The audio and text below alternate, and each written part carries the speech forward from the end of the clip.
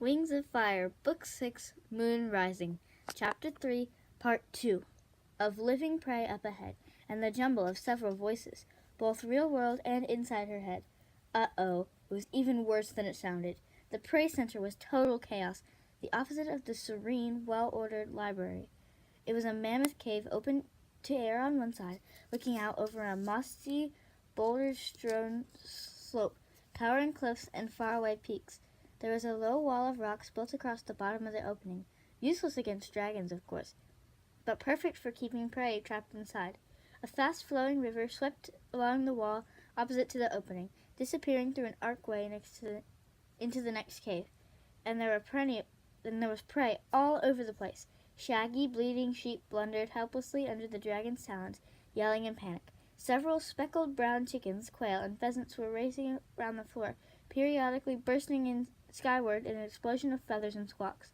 In one corner, a fat black bear was squaring off with a dragon at twice its size, growling. Worse still, the cave was filled with shouting dragons.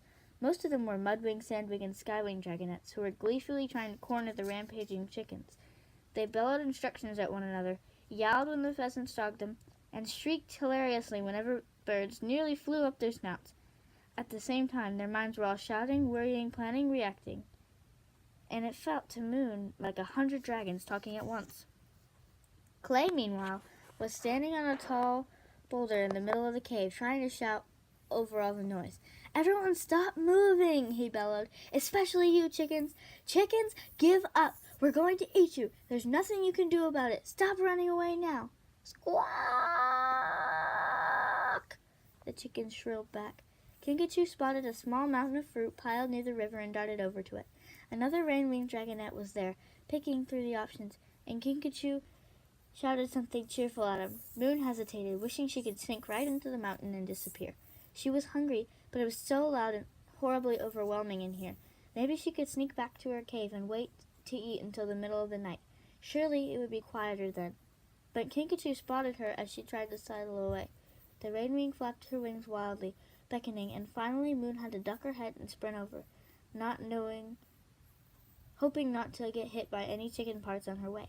"Moon, this is my friend Coconut," Kinkajou said.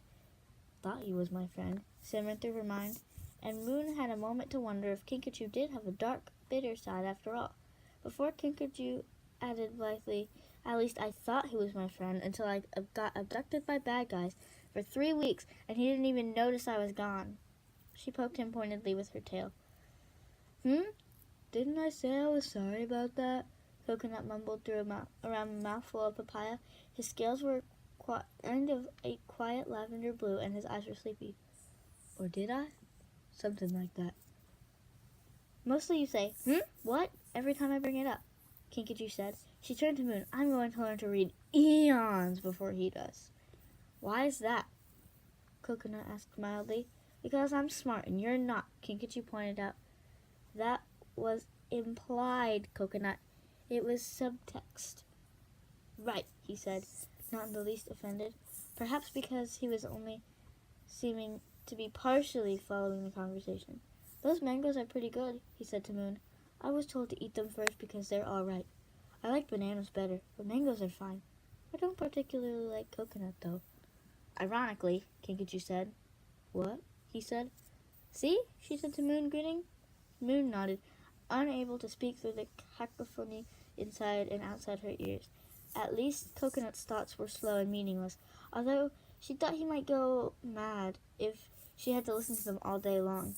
He passed her 3 mangoes, and she sliced them open with her claws,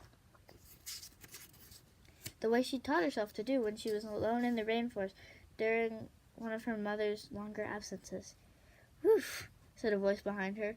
Moon jumped and nearly dropped her mangoes in the river. "It's just me," Clay said to her kindly. "I'm glad you found Kinkajou. I thought you two would be a good match." "You did?" Moon thought in bewilderment. She couldn't see anything in common between herself and the bubbly rain-wing. Clay shooed a chicken away from the fruit and glanced at the tumultuous cave. "So," he said, "my plan hasn't exactly gone as planned." "Clay, this place is madness," Kinkajou said with a laugh. "I know," he said ruefully. "We'll try something different tomorrow. I thought it would be fun to bring in live prey and let everyone chase it around. That's what we did in our cave sometimes growing up." when the Guardians wanted us to practice hunting but wouldn't let us go outside. And I guess it was a little more manageable with 5 dragonettes than 35. He wrinkled his snout at the nearest panicking sheep.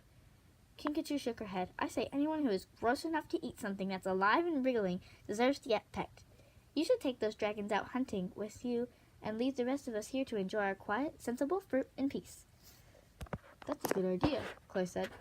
In the meanwhile, maybe I'll get Tsunami and see if she can help me calm things down. He gave Moon another reassuring smile and then hurried out of the prey center. Moon heard the words quiet and peace and calm, as if from a long way away.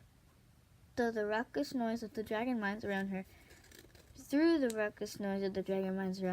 she could sense something running towards the cave.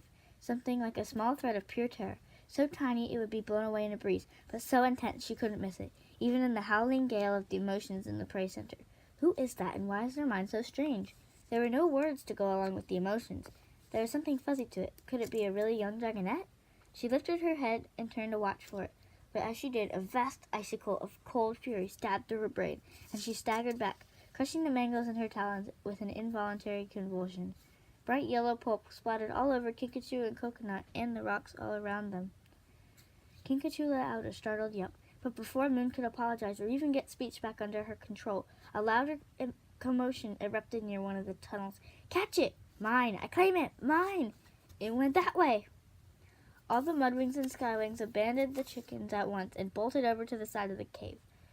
Moon felt the thread of fear twist higher and brighter, as if it had been set on fire, and then a small shape shot between the dragons and came pelting across the cave, dodging sheep and chickens, and Moon saw what everyone was chasing. A scavenger!